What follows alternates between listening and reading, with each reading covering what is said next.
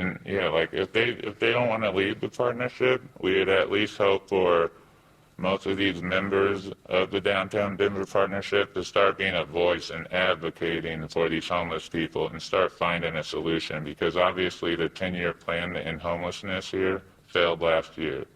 So it's time for local businesses to stop forgetting about the homeless and actually start giving to them and helping them find more ways and figuring out how we could get more funding to these resource centers, because most of these places are overcrowded and just can't really fund the volume of people who are coming through daily.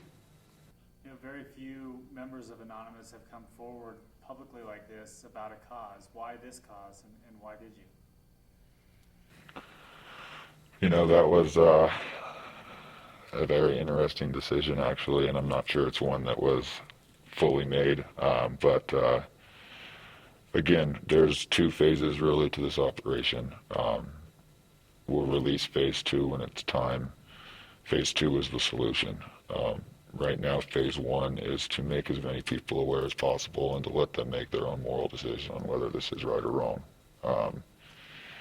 And then, again, from there, phase 2, we felt at this moment in time that doing something like this would help bring more attention, that it would be, again, a way of bringing more attention to the cause.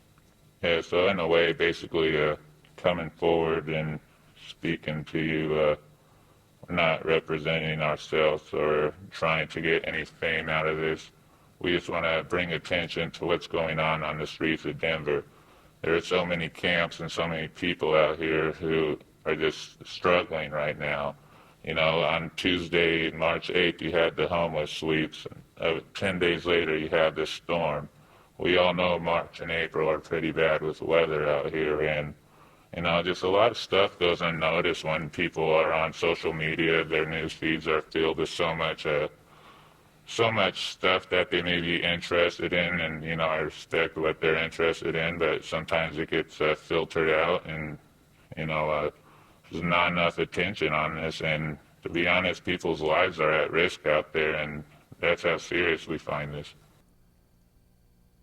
I guess, finally, do you guys ever worry about legal ramifications for the things you're doing?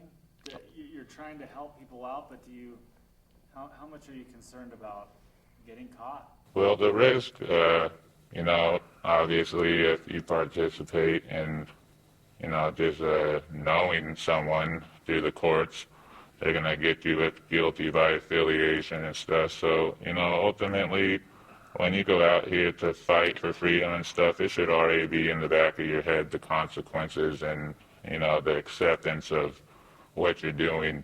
Because you know that, like we were talking about, the laws, you know, they can come at you one day, and you got to be prepared for that. So you always got to expect them like we tell them to expect us. Well, and, you know, I guess for everybody that's a different, it's a personal thing.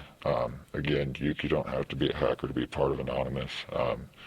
You know, if you support what we're doing and you make one phone call to the Downtown Denver Partnership, simply asking them to remove their name, committing no illegal crime. You're immediately on a list. You can be part of Anonymous.